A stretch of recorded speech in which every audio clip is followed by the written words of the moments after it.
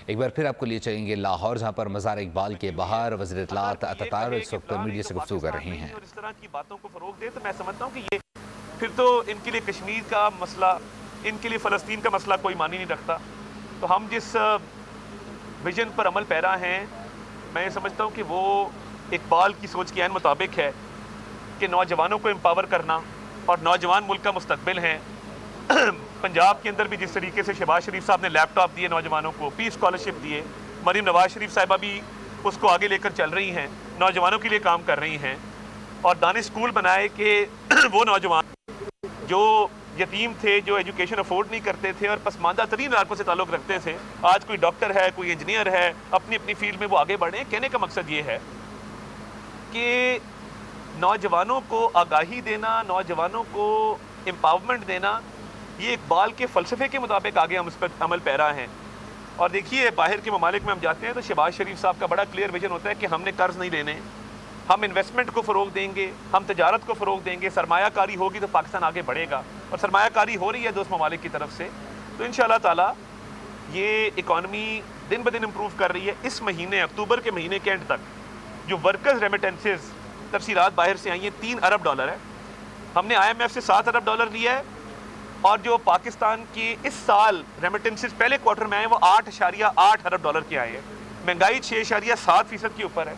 इधर उस पर काम भी हो रहा है, कमेटीज़ बनी हुई हैं, भरपूर काम हो रहा है, मगर क्या वजह है कि KP में कोई काम नहीं हो रहा। वो निकलते हैं, जलसा जुलूस करते हैं, भाग जाते हैं, छुप जाते हैं। ना लॉ एंड ऑर्डर पे काम हो रहा है, ना महंगाई में कमी पे, ना उन्होंने कोई ट्रांसपोर्ट के किराए कम किए हैं, शायद खुर्दनोश के किराए कम नहीं किए। तो मैं ये समझता हूँ कि ये मामलात है जिस पे सोचना होगा, और इकबाल की सोच को आगे ले जाकर हमें अपनी मईशत की तरक्की, अपने नौजवानों की जो आगे फलाह बहबूद पर अमल पैरा हैं। और आप देखेंगे मईशत जिस तरह ये लोग दुआ करते थे कि खुदा ना खासा ये मुल्क डिफ़ॉल्ट कर जाए, हम डिफ़ॉल्ट के धाने से जहाँ आए हैं और जहाँ पहुँचे हैं, अल्लाह ताला की करम नवाजी है कि आज तमाम फैक्ट्स इम्प्रूव कर गए, और इम्प्रूवमेंट के साथ साथ उसका असर आम आदमी तक पहुँच रहा है। कल विंटर पैकेज का ऐलान किया कि गर्मियों में तो बिजली के बिलों का बोझ आम आदमी पर होता है, मगर शहबाज शरीफ साहब नहीं, हम सर्दियों में भी इस बोझ को कम करेंगे। तो ये देखिए, ये सारी काविशें किस लिए हैं।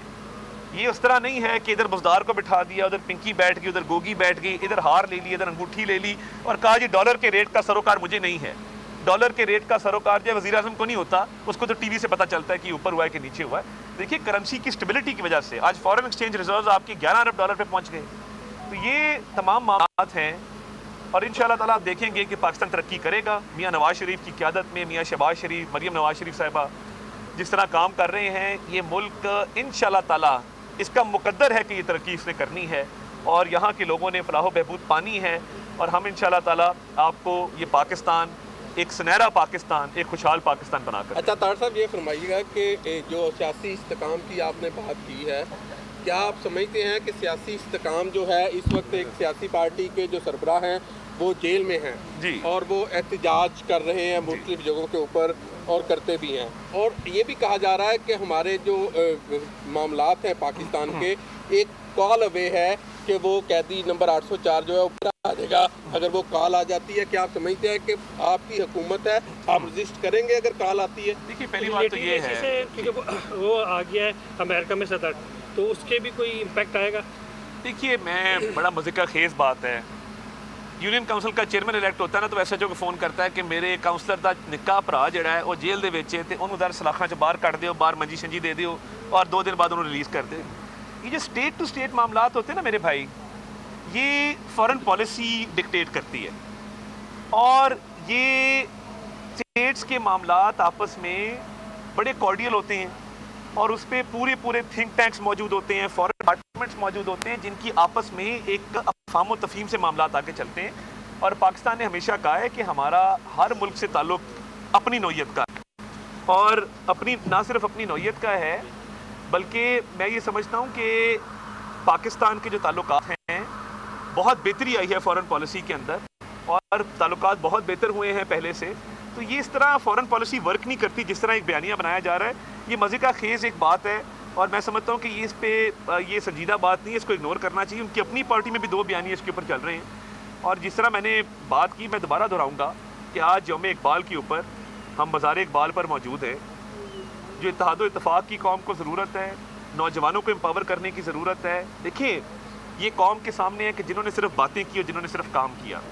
फॉरेन पॉलिसी में जो बेहतरी है अल्हम्दुलिल्लाह, वो किसी इसलिए नहीं है, सब कहते हैं कि ये कर्ज लेने के लिए नहीं, ये खुदसारी के लिए है कि हम चाहते हैं कि पाकिस्तान में बड़ा पोटेंशियल है। हमारे मादनियात को आप देखें, हमारे नेचुरल रिजर्व्स, जो कुदरती वसाइल अल्लाह ताला ने जिनसे हमें नवाजा है, आप उनको देखें।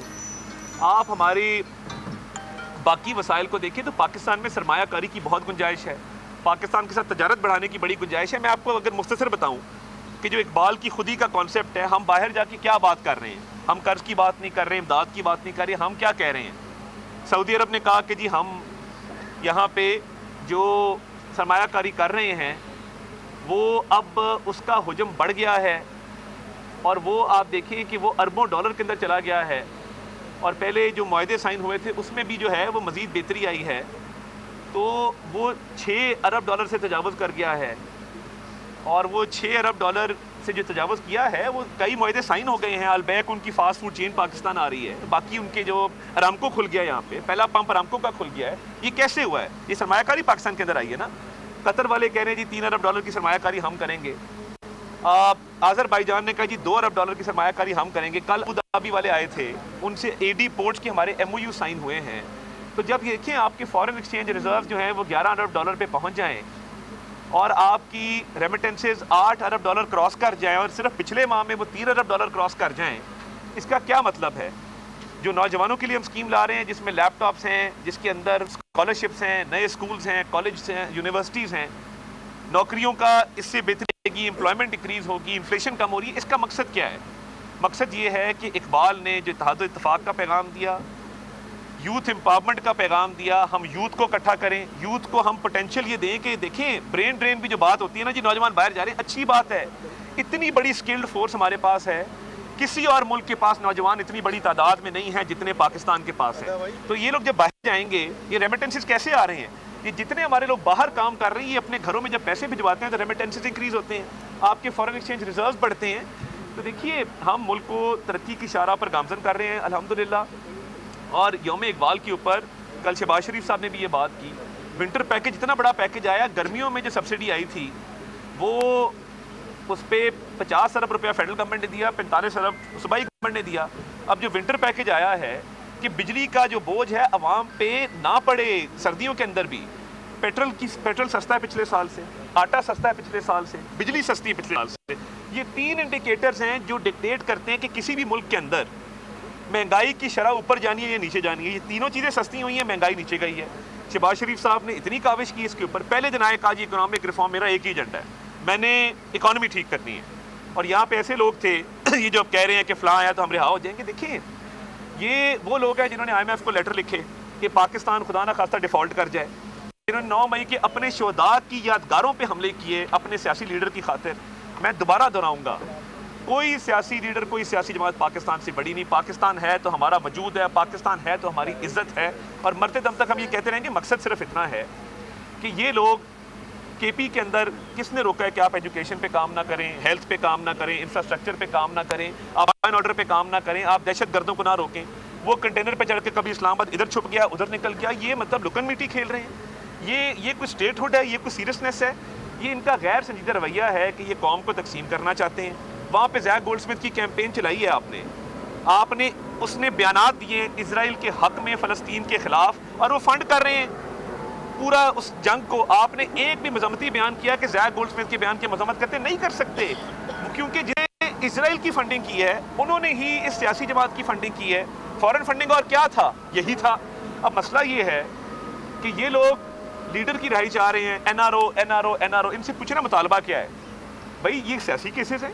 हमने कहा था कि आप एक प्रॉपर्टी टाइकून से इतना बड़ा लिफाफा लें और बंद लिफाफे को काबीना से मंजूर करवाएं और 190 मिलियन पाउंड की करप्शन करके अलकादिर का आप ज़मीन ले लें। अलकादिर के अंदर एक भी स्टूडेंट जेन्युइन नहीं है। वो शैम यूनिवर्सिटी बनाई है, कई सौ कनाल ज़मीन हथियाई है, 5-5 कैरेट की अंगूठियाँ मांगते हैं। किस लिए? मकसद क्या है? अब ये जो NRO मांग रहे हैं, जलसे भी NRO के लिए, लाहौर का जलसा नाकाम, संजानी का जलसा नाकाम, इस्लामाबाद वर्कर वहाँ छोड़ के डी चौक में खुद छुप गए, भाग गए। एक वज़ीर आला कहे कि मैं अपने ही सूबे में 11 ज़िले टाप के आया हूँ, छुप के आया हूँ। भाई अपने सूबे में क्या छुपने की जरूरत है? इस वक्त मज़ार इकबाल पर मीडिया से गुफ्तगू कर रही हैं। सब्सक्राइब करें और बेल दबाएं ताकि कोई खबर रह न जाए।